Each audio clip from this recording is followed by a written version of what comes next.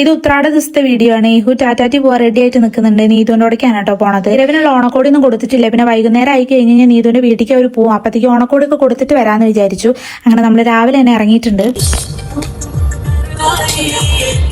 എപ്പോൾ അങ്ങോട്ട് ഇറങ്ങിയാലും ഗേറ്റ് പെടുക എന്നുള്ളത് ഷുവർ ആയിട്ടുള്ള കാര്യമാണ്. ഇന്ന് കുറച്ച് കൂടുതൽ നേരം നിന്നു എന്നുള്ളതാണ് സത്യം. 3 ട്രെയിൻ വരുന്നവർ അവിടെ തന്നെ പോസ്റ്റ് ആയിരുന്നു.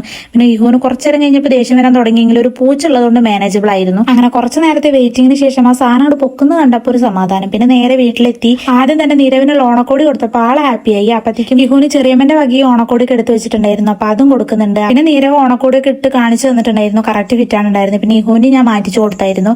പിന്നെ എനിക്ക് കുറച്ച് ഡ്രസ്സൊക്കെ തയ്ക്കാനുണ്ടായിരുന്നു. അപ്പൊ നീതുവിനെ കൊണ്ട് അതൊക്കെ തയ്പ്പിച്ച് പിന്നെ ഞങ്ങൾ ഫുഡ് കഴിക്കാൻ വേണ്ടി പോവാണ്. ഒരു ചെറിയ സദ്യ ഒക്കെ ഉണ്ടാക്കിയിട്ടുണ്ടായിരുന്നു കേട്ടോ. നല്ല ടേസ്റ്റ് ഉണ്ടായിരുന്നു. പിന്നെ കുറച്ചു നേരം വർത്താനൊക്കെ പറഞ്ഞിരുന്നു. വൈകുന്നേരം ആയപ്പോഴേക്കും ഇറങ്ങാൻ വേണ്ടി പോവാണ്. നമ്മൾ ഇറങ്ങിയിട്ട് വേണം അവർക്ക് കോളേജിലേക്ക് പോകാൻ വേണ്ടിയിട്ട്.